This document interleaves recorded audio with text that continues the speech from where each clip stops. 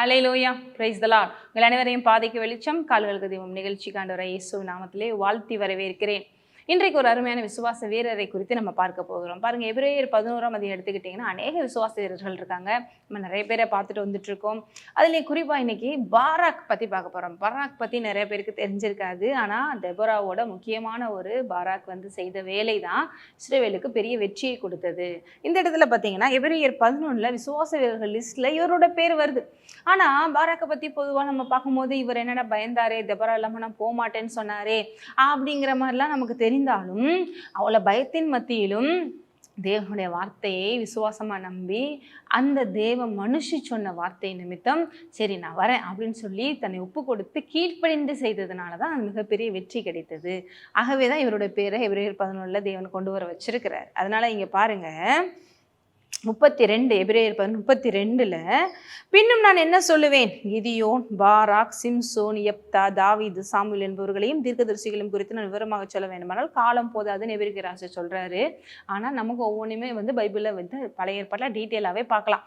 அங்கே நம்ம நிறைய விஷயங்களை நம்ம நோவா பார்த்தோம், நம்ம ஆபிரகாம் பார்த்தோம், யோசேப்பு பார்த்தோம், மோசே பார்த்தோம், ஆபிரகாம் பார்த்தோம், அதே போல் ஆபேல் பார்த்தோம், அதே போல் ஏனோக் பார்த்தோம். நிறைய விசுவாச வீரர்களை பார்த்துட்டே வந்துட்டு இருக்கோம். அதில் குறிப்பாக நம்ம போன தடவைலாம் அதுக்கு முன்னாடி இந்த ராகா பற்றிலாம் நிறையா பார்த்துட்டு இப்போ ரீசெண்டாக இப்போ நம்ம பார்க்க போகிறது பாராக். இவரை பற்றி நம்ம தெரிஞ்சுக்கிறணும் அப்படின்னா நம்ம ராஜாக்கள், அந்த ஜட்ஜஸ், நியாயாதிபதிகள் இந்த இடத்துக்கெல்லாம் போய் பார்த்தா நிறைய தெரியும். குறிப்பாக பார்த்தீங்கன்னா நமக்கு இந்த விசுவாசம் என்றால் என்ன, ஏன் இவங்க இவ்வளோ தூரம் போற்றப்படுறாங்க அப்படின்னா, விசுவாசங்கிறது இந்த உலக பிரகாரமாக இருக்கிற ஒன்றே கிடையாது. அது முக்கியமாக பார்த்தீங்கன்னா காணப்படாத ஒன்றின் மேலே, காணப்படாத தேவன் மேலே, அந்த காரியங்கள் மேலே வைக்கிற முழு மனதோடு வைக்கிற நம்பிக்கை. விசுவாசமானது நம்பப்படியின் உறுதியும் காணப்படாத குறித்து நிச்சயமா இருக்கிறது என்று எபிரேயர்ல பார்க்குறோம் இல்லையா ஸ்டார்டிங்ல. ஆகவே இப்பேற்பட்ட விஷயம் இந்த உலகத்திற்கு பைத்தியமா இருந்தாலும் அதை செய்தவர்களை தேவன் கனப்படுத்துகிறார். ஆல்சோ அதை செய்தவர்களுக்கு மிகப்பெரிய ஆசீர்வாதம் வருகிறது. தேவன் நம்ம எதிர்பார்க்கறதெல்லாம் ஒண்ணுதான். ஏன்னா எபிரேயர் 11 பார்த்தீங்கன்னா 5:6 போட்டிருக்கு. 6 பார்ப்போம். விசுவாசம் இல்லாமல் தேவனுக்கு பிரியமா இருப்பது கூடாத காரியம்.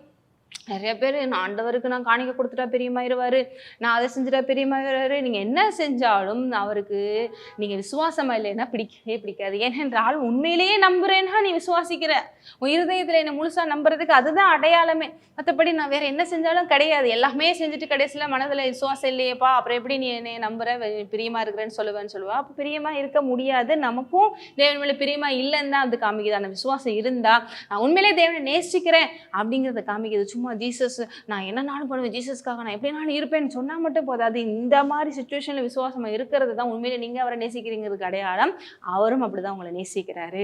ஏனெனில் தேவனிடத்தில் சேர்கிறவன் அவர் உண்டு என்றும் அவர் தம்மை தேடுதலுக்கு பலன் அளிக்கிறார் என்றும் விசுவாசிக்க வேண்டும். எப்படி விசுவாசிக்கணும்? சிலர்லாம் என்ன சொல்றாங்கன்னா, நடக்கட்டும் நான் நம்புறேன், நடக்கட்டும் நான் நம்புறேன் அப்படி சொல்றாங்க. ஆனா ஆண்டவர் சொல்றாரு, என்ன முழுசா முதல் நம்பினாதான் நடக்கும். நான் எப்படிப்பட்டவர், அவர் நல்லவர், அவர்கிட்ட போனா எனக்கு கண்டிப்பா பதில் செய்வாரு அப்படின்னு போது அவரை பத்தியான ஒரு குட் அண்டர்ஸ்டாண்டிங் தான் உங்களுக்கு அவர் மேல விசுவாசத்தை கொண்டு வரும். அந்த விசுவாசம் தான் அவர் உங்களுக்காக வைத்திருக்கிற எல்லாத்தையும் எடுத்துக்கொள்ள வைக்கும். நீங்க அவர் தப்பா நினைச்சுக்கிட்டே ஏதோ ஒரு விதத்திலேயே யோசிச்சுக்கிட்டு போனீங்க, ஒண்ணு சரியா நினைக்கலன்னா அப்ப ஏதோ தப்பா நினைக்கிறோம் தானே அர்த்தம், ஏதோ சந்தேகப்படுறான்னு அர்த்தம், அப்ப வேற ஏதோ ஒண்ணு ஏதோ நம்பிக்கிட்டு இருக்கீங்க தானே அர்த்தம் பிசாச. அப்ப அங்க எப்படி உங்களுக்கு ரிசல்ட் வரும்? பிசாசு குழப்பக்காரனா இருக்கிறான், வஞ்சிக்கிறவனா இருக்கிறான், ஏமாற்றுக்கிறவனா இருக்கிறான். அந்த பயமும் அந்த கலக்கமுமே உங்களை எடுத்துக்கொள்ள விடாம பண்ணிரும், நம்ப விடாம பண்ணிடும், அதிசயங்கள் அற்புதங்களை தடை செய்திரும். ஆகவே விசுவாசம் ரொம்ப ரொம்ப முக்கியம் தேவனுடைய விஷயத்திலே. தேவன் இந்த வாழ்க்கையில நமக்கு எது வேணும் அதிகமா விரும்புறாருன்னா, என்னை நம்பு, விசுவாசி, அது மாத்திரம் தான் விரும்புறார். வேற எதுவும் நம்மகிட்ட கேட்கறது கிடையாது. அது இருந்தாலே அவருக்கு பிரியமா இருக்கலாம், எல்லாமே நடக்கும். அப்ப பாராக் பத்தி நம்ம பார்க்கலாம். ஜட்ஜஸ்ல 4 and 5, அதாவது நியாயாதிபதிகள் 4:5 தான் இவரை பத்தி டீட்டெயிலா வருது. அதில் பார்த்தீங்கன்னா சில விஷயங்களை வாசிக்கிறேன். ஏகூத் மரணமடைந்த பின்பு இஸ்ரவேல் புத்திரர் திரும்ப கர்த்தரின் பார்வைக்கு பொல்லாதனதை செய்து வந்தார்கள். எப்பெல்லாம் இஸ்ரவேல் மக்கள் பொல்லாதனம் செய்கிறாங்களோ, இன்னும் நம்ம லைஃப்லையும் அப்படிதான், எப்போ கர்த்தரை கீழ்ப்படியாமல் போகிறோமோ அப்போ தான் பிரச்சனையே வருது. அப்படிதான் இஸ்ரவேல் மக்களும் எல்லா இடங்களையும் கீழ்ப்படியாமல் போகும்போது தான் எதிரிகள் உள்ளே வருவான். அப்படிதான் நடக்குது. கர்த்தர் அவர்களை அத்சோரில் ஆளுகிற யாபின் எனும் கானானுடைய ராஜாவின் கையில விற்று போட்டார். கானானியர்கள் ராஜா அவர்களை மேற்கொள்ளும் வண்ணம் விட்டுட்டார். அப்படின்னா இவங்க கர்த்தரை விட்டுட்டாங்க, அதனால அது நடந்துருச்சு. அவனுடைய சேனாதிபதிக்கு சிசரா என்று பேர். அந்த கானான் ராஜாவினுடைய சேனாதிபதி இருப்பாங்க இல்லையா, அவனுக்கு பேர் என்ன? சிசரா. சாதாரண ஆளுகள் இல்லை, எவ்வளோ ஒரு பயங்கரமான ஆர்மிஸ் வச்சுருந்தாங்கன்னு பாருங்க. புறஜாதிகளுடைய பட்டணமாகிய அரோசோத்திலே குடியிருந்தான். அவனுக்கு 900 இரும்பு ரதங்கள் இருந்தது. 900 என்ன சேரட்ஸ் அப்படின்னா இரும்பு ஃபுல் அண்ட் ஃபுல். பார்த்தீங்கன்னா இந்த காலத்திலே அவ்வளோ 900 அவ்வளோ ஒரு பயங்கரமான ஆர்மி உடையவனாக இருக்கிறான். அப்படி இருந்தது. அவன் இஸ்ரவேல் புத்திரரை 20 வருஷம் கொடுமையாக ஒடுக்கான். 20 வருஷம் கிட்ட அவங்கள ஒரு வழி பண்ணுறாங்க. இஸ்ரவேல் புத்திரர் கர்த்தரை நோக்கி முறையிடுறாங்க. எப்பயுமே இந்த எதிரிகள் கையில் போய் மாட்டி ஐயோ நாங்கள் செஞ்சது தப்புன்னு ஆண்டவர்கிட்ட போய் முறையிடும் போது ஆண்டவரும் பாருங்க இறக்கமுள்ளவர், மன்னிக்கிறவர், மறுபடியும் விடுதலை செய்வார். அப்படி தான் இந்த இடத்துல தெபோராவை வைத்து சிசராவை முறியடிக்க வைக்கிறாரு. குறிப்பாக அந்த இடத்துல பாராக் அந்த இடத்துல செயல்படுறாரு. அதில் பார்த்தீங்கன்னா லபித்தோத்தின் மனைவியாக தெபோராள் என்னும் தீர்க்கதரிசியானவள் இஸ்ரவேலை நியாயம் விசாரித்தாள். பாருங்க, ஆண்டவர் பெண்களையும் எடுத்து பயன்படுத்துவாருங்கிறதுக்கு தெபோரா ஒரு அருமையான ஒரு சாட்சி. தேவனுக்கு ஆண் பெண்ணுங்கிற பட்சபாதமே கிடையாது. நியாயாதிபதியாய் ஒரு ஜட்ஜஸ்ல ஒரு முக்கியமா லேடியை உட்கார வைக்கிறதா இஸ்ரேல்ல இருக்க வச்சிருக்காரு அப்படின்னா தேவன் எவ்வளவு தூரம் பாரபட்சம் இல்லாதவரா, எல்லாரையும் நேசிக்கூடியவரா, அவர் ஆவியை 2 பேருக்கு ஒரேதான் கொடுக்கக்கூடியவரா இருக்கிறாரு. என்னென்றால் அவர் எந்த பாரபட்சத்தோடு படைக்கவும் இல்லை, அவர் பார்க்கறவரும் இல்லை. இப்பயும் அப்படி கிடையாது. இப்பயும் பார்த்தீங்கன்னா ஆணா இருந்தாலும் பெண்ணா இருந்தாலும் அவர் விசுவாசிக்கிற எல்லாருக்குள்ளே அவர் வர்றாரு. அவர் ஆவியை ஊற்றார், அவர் எடுத்து பயன்படுத்துறாரு. ஏனென்றால் சரீரத்துல தான் பார்த்தீங்கன்னா நம்ம ஜஸ்ட் ஆண் பெண், ஆனால் ஸ்பிரிட்ல எல்லாருமே தேவனுடைய பிள்ளைகள் மாத்திரமே, அவர் ரத்தத்தால் கழுவப்பட்டவர்கள் மாத்திரமே. அப்ப இங்க தெபோரால வச்சு செஞ்சுட்டு இருக்காங்க. அவள் எப்பிராயிம் மலை தேசமான ராமாவுக்கும் பெத்தேலுக்கும் நடுவில் இருக்கிற தெபனோரின் பேரிச்சமரத்தின் கீழே குடியிருந்தால் அங்கே இஸ்ரவேல் புத்திரவிடத்துல நியாய விசாரணைக்கு போவாங்க. இந்த மாதிரி எதிரிகள் காலத்துல இவங்க தான் பார்த்தீங்கன்னா மக்களுக்கு அட்வைஸ் பண்ணிக்கிட்டு அவங்களுக்கு தேவனுக்குள்ள வழி நடத்திக்கிட்டு அவங்க கொண்டு வர்ற பிரச்சனைகளெல்லாம் தீர்த்து வச்சுக்கிட்டு ஆவில நிரம்பி ஞானமாக அவங்க செயல்பட்டு மக்களை நடத்திக்கிட்டு இருந்தாங்க. அந்த மாதிரி நேரத்தில் பார்த்தீங்கன்னா அவள் நப்தலின் உள்ள கேதிஸில் இருக்கல அபினோவின் குமாரன் பாராக்கே வரவழைத்திருந்த. பாராக் இப்போ தான் வர்றார். என்ன பண்ணுறாரு, நீ அப்திலி புத்திரலிலும் செபுலோன் புத்திரலும் 10,000 பேரை என்ன பண்ணுற 10,000 பேரை நீ என்ன பண்ணு கூட்டி கொண்டு தாபோரின் மலைக்கு போக கடவா என்றும் நான் யாபீனின் சேனாதிபதியாகிய சிசராவையும் அவன் ரதங்களையும் அவன் சேனையையும் கீசோன் பள்ளத்தாக்கின் இடத்தில் வர இழுத்து அவனை உன் கையில் ஒப்பு கொடுப்பேன் என்றும் இஸ்ரவேலின் தேவனாய கர்த்தர் உன் கட்டளையிடவில்லையா என்றான். இப்போ ஏற்கனவே கர்த்தர் கட்டளை இட்டிருக்கிறாரு. எப்பா என்ன நீங்கள் நம்பி முறையிட்டுட்டீங்க, என்னை நோக்கி கூப்பிட்டுட்டீங்க, இனிமேல் எதிரி இருக்க சான்ஸ் இல்லை, அவங்கள உன் கையில் ஒப்பு கொடுக்குறேன் அப்படின்னு சொல்லியிருக்காரு. அப்போ தெபோராள் வந்து நம்ம பாராக்கிட்ட பேசுகிறார், எப்பா நீ எதுக்கு இப்படி உட்காந்துருக்க, நம்ம ஆளுகளில் கூட்டுட்டு போய் அவங்கள போய் முறியடிச்சுட்டு நீ கிளம்பு, அர்த்தம் நமக்கு சொல்லலையா, நமக்கு உதவி செய்ய மாட்டாரா, ஏற்கனவே சொன்னது தானே அப்படிங்கிற மாதிரி பேசுகிறாரு. ஆனால் இவருக்கு என்ன சொல்கிறாரு பாருங்க, அதற்கு பாராக் நீ என்னோட கூட வந்தால் போவேன், என்னோட கூட வராவிட்டால் நான் போக மாட்டேன் என்றான். தெபோரா மேலே தான் பாருங்க அவருக்கு ஒரு நம்பிக்கை. என்னதான் இருந்தால் தீர்க்கதரிசி தேவனுடைய ஆவியால் நடத்தப்படுகிற பெண், நீங்கள் வந்தால் போகிறேன் தனியாக போகிறதுக்கு, ஏன்னா அவன் பயங்கரமான ஒரு ஆர்மி உடையவனாக இருக்கிறான். அப்போ அவள் சொல்கிறா, நான் உன்னோட கூட நிச்சயம் வருவேன், ஆனாலும் நீ போகிற பிரயாணத்தில் உண்டாகிற மேன்மை உனக்கு கிடைக்காது. ஏன் அப்படின்னா கர்த்தர் சிசராவை ஒரு ஸ்திரீயின் கையில் ஒப்பு கொடுப்பார் என்று சொல்லி தெபோராள் எழும்பி பாராக்கோட கூட கேதாசுக்கு போனான். எப்பா நான் வரேன், எல்லாம் சரி, நம்ம செய்ய போகிறோம், பெரிய அளவுக்கு எல்லாம் முடிய போகுது, எதிரிகள் தோற்கடிக்க போகிறாங்க, ஆனால் அந்த ஃபைனலாக ஒரு விஷயம் நடக்க போகுது, அது வந்து ஒரு பெண்ணுக்கு மகிமை போக போகுது, பெண்ணை கொண்டு தான் தேவன் மகிமைப்பட போகிறாரு அப்படின்னு. ஆனாலும் இதெல்லாம் தெரிஞ்சிருந்தும் பாராக் விசுவாசத்தோட சரி நான் வரேன், கர்த்தர் சொல்லிட்டாரு, நான் கீழ்ப்படுறேன், எனக்கு பயமாக இருக்குது, எனக்கு தயக்கமாக இருக்குது, இருந்தாலும் நான் வரேன் அப்படிங்கிற அந்த விசுவாசம் தான் பாருங்கள் பாராக்கே இந்த விசுவாச லிஸ்ட்டில் கொண்டு வந்திருக்கு. அதே நேரத்தில் தொடர்ந்து இவங்க என்ன பண்ணுறாங்க, கிளம்ப ஆரம்பிக்கிறாங்க. அப்போ செபுலோன் மனுஷரையும் நப்தலி மனுஷரையும் கேதாசுக்கு வரவழைத்து தன்னை பின் செல்லும் 10,000 பேரோட போனான். தெபோராளும் அவரோட கூட போனாங்க. இப்படி போகிறாங்க, போய் அதே மாதிரி என்ன பண்ணுறாங்க, வீழ்த்துறாங்க. 5ஆம் அதிகாரம் இப்போ வந்துருங்க. அந்நாளில் தெபோராளும் அபினாவின் குமாரன் பாராக்கும் பாடினதாவது, ஏன்னா பயங்கரமாக அங்கே ஒரு பெரிய ஃபால் ஆனோனையும் இவங்க கர்த்தரை துதிச்சு பாடுறாங்க. அந்த பாட்டெல்லாம் நீங்கள் டைம் கிடைக்கும் போது வீட்டில் என்ன பண்ணுங்க பாடி பாருங்க. அதில் சூப்பராக தேவனை உயர்த்தியிருப்பாங்க, கொண்டாடி இருப்பாங்க. நம்ம இப்போ பாராக்கை பற்றி தான் குறிப்பாக பார்த்துட்ருக்கோம் இல்லையா. இப்போ இந்த சிசரா இந்த சேனாதிபதி வந்து பயங்கரமாக அஃபெக்ட் ஆகி உயிருக்கு பயந்து ஒரு இடத்துல போய் ஒளிவார். அப்போ என்ன நடக்குது அப்படின்னு பாருங்க. 17 பார்க்கலாம். கிளையாத் மனுஷர் யோர்தானுக்கு அக்கறையிலே இருந்து விட்டார்கள். தான் மனுஷர் கப்பலிலே தங்கியிருந்ததன்.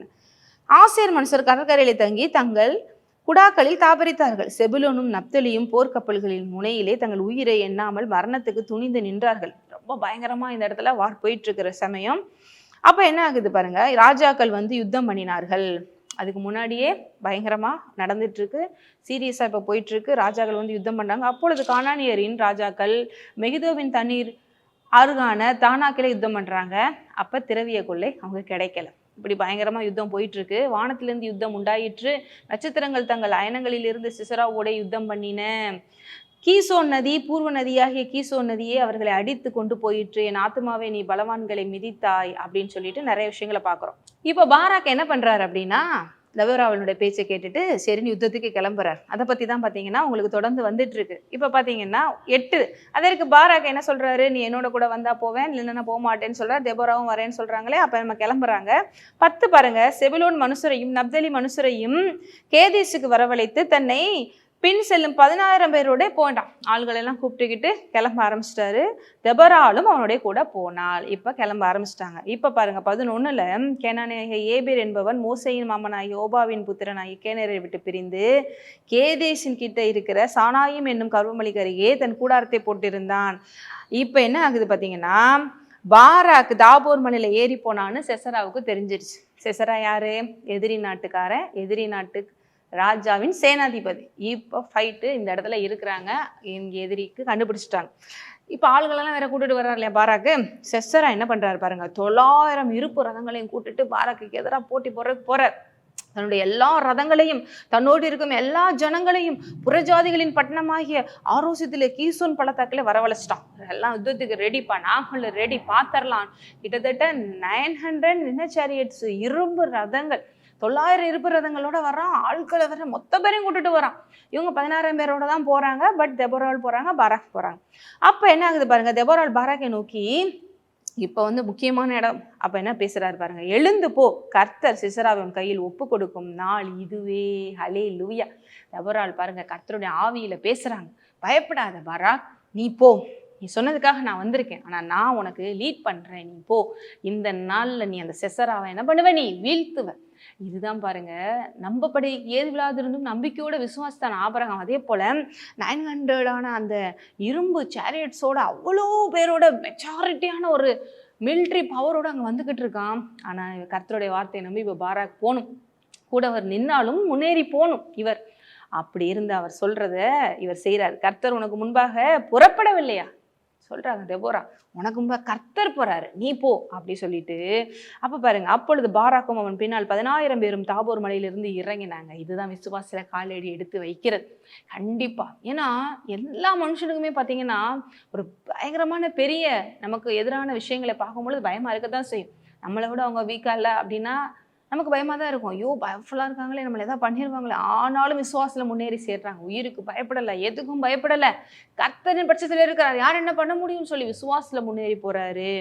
கர்த்தர் சிசராவையும் அந்த எல்லா ரதங்களையும் சேனை அனைத்தையும் பாராக்குக்கு முன்பாக பட்டய கருக்கினால் கலங்கடித்தார். இங்க யுத்தம் செய்தது யாரு? கர்த்தர். ஹல்லேலூயா. விசுவாசிக்கிறவங்களுக்கு கர்த்தரே யுத்தம் செய்கிறார். இங்க பாராக் விசுவாசத்துல முன்னேறி போக ஸ்டெப் எடுத்து வைக்கிறாரு. ஆனா கர்த்தர் எப்படி செய்யறாரு, எல்லாரையும் பாராக்குக்கு சார்பில் சிசராவையும் அவனுடைய மொத்த பேரையும் இவர் கலங்கட்டிக்கிறார். இன்றைக்கும் நம்ம செய்ய வேண்டியதான விசுவாசத்துல ஸ்டெப் எடுத்து வைக்க வேண்டியதுதான். அங்கே காரியங்களை வாய்க்க செய்கிறவர் அவர். நமக்கு முன்னால இருக்கிறவங்க எவ்வளவு பெரியவங்க, நமக்கு தேவை எவ்வளவு பெருசு, இதெல்லாம் நம்ம யோசிக்க வேண்டியதில்லை, பயப்பட தேவையில்லை. அவர் சொல்லிட்டாரா நான் இறங்க போறேன், அந்த இடத்துல கர்த்தர் உதவி செய்வார். அப்படிதான் தாவீது இறங்கினார். கோலியாத்தை கர்த்தர் அடித்தார். அதே போலதான் ஒவ்வொரு இடத்துலையுமே எரிகோ கோட்டையை சுற்றி வரும்போது கர்த்தர் அதை விலை பண்ணினார். செங்கடல்களை கர்த்தர் பிளக்க பண்ணினார். இப்படி நம்ம விசுவாசம் செய்யும்போது கர்த்தர் அந்த இடத்துல செயல்படுவார். இயற்கைக்கு அப்பாற்பட்டதுல நடக்கும். இங்க என்ன நடக்குது பாருங்க, என்ன போட்டிருக்கு, கர்த்தர் கலங்கடிக்க பண்ணினார்னே போட்டிருக்கு பாருங்க. கர்த்தர் சிசராவையும் எல்லா ரதங்களையும் சேனை அனைத்தையும் பாராக்கு முன்பாக பட்டய கரைக்கினால் கலங்கடித்தான். வெட்டி போட்டுறாங்க. சிசராஸ் ரதத்தை விட்டு இறங்கி கால்நடை ஓடிப்போன எல்லாம் போயிட்டாங்க. இவன் மட்டும் உயிருக்கு தப்பிச்சுக்கிறதுக்கு இறங்கி ஓடுறான் பாருங்க. பாராக் ரதங்களையும் சேனையும் புறஜாதிகளுடைய அரசோத் மட்டும் துரத்தினான். வயலன்ஸ் இருக்கிற எல்லாரையும் போட்டு பாருங்க, கர்த்தர் செயல்பட்டு இருக்காருன்னு ஒரு தைரியம் வந்துருச்சா நம்ம கூட கொஞ்சம் சந்தோஷத்துல போய் நம்மளும் அங்கே அடிக்க ஆரம்பிச்சிடும். அப்படி செய்யறாரு. சிசராவின் சேனையெல்லாம் பட்டய கற்கலாம் விழுந்தது. எல்லாரும் செத்துட்டாங்க. ஒருத்தன் கூட பேலன்ஸ் இல்லை, ஒருவனும் மீதியா இருக்கவில்லை. சிசரா கால்நடையாய் கேனியனும் பாருங்க. இப்போ இவர் உயிருக்கு பயந்துட்டு நம்ம ஒரு ஆள் மட்டும் தப்பிச்சா போதும்னு சொல்லி உயிரை காப்பாத்திக்கிட்டு அடிகளோட ஒரு இடத்துல போய் ஒளிய போறாரு. எங்க வந்திருக்காரு பாருங்க, 17 கேனியனான ஏபேரின் மனைவி யாகேலுடைய கூடத்துக்கு ஓடி வரான். ஏற்கனவே நம்ம தேவோராவன் சொல்லியிருந்தாங்க, முடிவு ஒரு பெண்ணுக்கு மகிமையா முடிய போது, கர்த்தர் ஒரு பெண் மூலமா மகிமையை கொடுக்க போறார். அதுதான் இந்த யாக்கேல். இங்க என்ன நடக்குது பாருங்க. இப்ப முக்கியமான ஒருத்தன் சிசரா, இவன் வந்து சாகடிக்கணும். எல்லாரும் செத்துட்டாங்க, எல்லாம் ரதங்கள் எல்லாம் சுட்டரிக்கப்பட்டுருச்சு, ஒருத்தன் கூட மீது முக்கியமான ஆள் இருக்கானே அப்படின்னு நம்ம யோசிப்போம் இல்லையா? இப்ப என்ன நடக்குது பாருங்க. இவன் கூடாரத்துக்கிட்ட வர, அப்பொழுது யாபின் என்னும் ஆசோரின் ராஜாவுக்கும் கேனின் ஏபேரின் வீட்டுக்கும் சமாதானம் உண்டாயிருந்தது. யாகேல் வெளியே சிசராவுக்கு எதிர்கொண்டு போய், உள்ளே வரும் என் ஆண்டவரே, என்னண்டையிலே உள்ளே வரும், பயப்படாதே என்று அவனுடைய சொன்னால். அப்படியே அவனது கூடாரத்தில் வந்தபோது அவனை ஒரு சமுக்காலத்திலே மூடினான். ரொம்ப கேர் பண்ணுற மாதிரி, ரொம்ப மாதிரி அக்கறை இருக்கிற மாதிரி, அவனை வந்து நல்லா பார்த்துக்கிற மாதிரி கூப்பிட்றான். இவளுக்கு தெரியும் இவன் நம்மளுடைய எதிரி, ஆனால் இவனை நம்ம சும்மா விடக்கூடாதுன்னு சொல்லி ஞானமாக செயல்படுறா இந்த பெண். நான் வீட்டுக்குள்ளே கூப்பிட்டு வச்சு ரொம்ப அவன் மேலே ஒரு ஃபேவர் இருக்கிற மாதிரி நல்ல பெட்ஷீட்லாம் போட்டு வச்சு படுக்க வச்சு என்ன பண்ணுறா பாருங்க. அவன் அவளை பார்த்து, குடிக்க எனக்கு கொஞ்சம் தண்ணீர் தா, தாகமாக இருக்கிறாள். பால் துருத்தியை கொடுத்து அவனுக்கு குடிக்க கொடுத்து திரும்பவனை மூடினான். தண்ணி என்ன, நான் பாலே கொடுக்குறேன் அப்படின்னு சொல்லிட்டு அதெல்லாம் கொடுத்து மறுபடியும் படுத்துக்கோங்க அப்படின்னு சொல்லிட்டு ரொம்ப கவனிக்கிற மாதிரி இருக்கு. என்ன நடக்குது பாருங்க. அப்பொழுது அவன், நீ கூடார வாசலில் நின்று யாரோ ஒருவன் வந்து இங்கே யாராகிலும் இருக்கிறார்களா என்று உன்னிடத்தில் கேட்டால் இல்லை என்று சொல் என்றான். வெளியில போய் நில்லு, ஏன்னா அப்பெல்லாம் ஃபுல்லாவே கூடாரங்கள் தானே.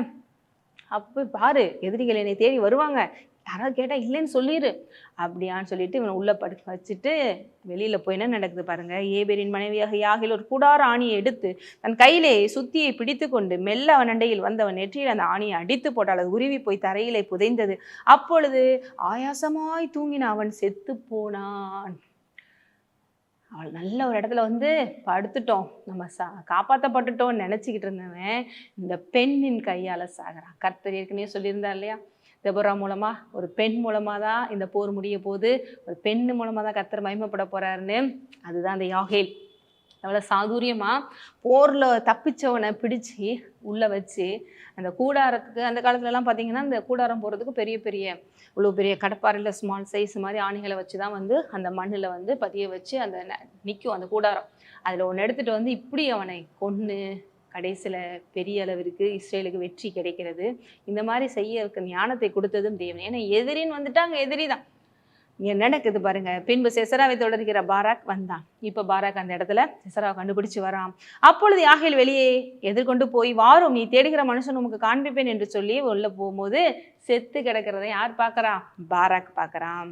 இப்படி தேவன் அந்நாளிலே கானானின் ராஜாவாகிய யாபீனை இஸ்ரவேல் புத்திரருக்கு முன்பாக தாழ்த்தினார். இஸ்ரவேல் புத்திரரின் கை கானானின் ராஜாவாகிய யாபீனை நிர்மூலமாக்குறது மட்டும் அவன் மேல் பலத்து கொண்டே இருந்தது. நிர்மூலமாக்குற வரைக்கும் இஸ்ரவேல் புத்திரனுடைய கை பழக்கும்படி செய்தான். அதுக்கடுத்து பார்த்தீங்கன்னா இந்த வெற்றியை கொண்டாடுறாங்க. தெபோராள் ஒரு தேவனை உயர்த்தி ஒரு அருமையான பாடல் பாடி கொண்டாடுறாங்க. 5ஆம் அதிகாரம் ஃபுல்லாக நீங்கள் படிச்சீங்கன்னா. ஏன்னா இந்த இடத்துல யுத்தம் செய்தது யார்? தேவன். எதுக்கு? தன்னை விசுவாசித்த மக்களுக்காக. குறிப்பாக பாராக் நிமித்தம் பெரிய வெற்றி தேவன் என்ன பண்ணுறாரு? இஸ்ரேல் கொடுக்குறாரு. ஆனால் முடிவில் மகிமை யாகேல் மூலமாக தேவன் எடுத்துக்கொள்கிறாரு. இப்படியாக நாமும் விசுவாசித்து முன்னேறி சென்றால் நமக்கு எதிராக எவ்வளோ பெரிய பயங்கரமான ஆள்களாக இருந்தாலும் விஷயங்களாக இருந்தாலும் நீங்கள் தேவன் சொல்லிட்டான்னு போனீங்கன்னா உங்களுக்கு முன்பாக அவர் சென்று உங்களுக்கான விஷயங்களை அவர் பார்த்து கொண்டு வெற்றியை தருவாருங்கிற சந்தேகமே இல்லை. என விசுவாசிக்கிற நாம் அவரை ஒருபோதும் நம்புகிற நாம் வெட்கப்பட்டு போவதே இல்லை. ஏனென்றால் அவர் நல்லவர், அவர் வல்லவர். ஆமென். ஜெபிப்போம். நன்றி தகப்பனே, இந்த நாளிலும் இந்த நேரத்திலும் பாராக்கை போல தங்களுக்கு ஒருவேளை அவங்களுக்கு தயக்கம் இருந்தாலும், பயம் இருந்தாலும், கலக்கம் இருந்தாலும் தேவன் சொல்லிட்டாருன்னு சொல்லி முன்னேறி போகட்டும். உங்களுடைய வார்த்தையை பிடித்து கொள்ளட்டும். எல்லாவற்றிலும் ஜெயம் எடுக்கட்டும். இயேசுவின் நாமத்திலே ஆமென். என்னுடைய கிருபையும் சமாதானம் உங்களோடு இருப்பதாக. நீங்கள் ஆசீர்வதிக்கப்பட்ட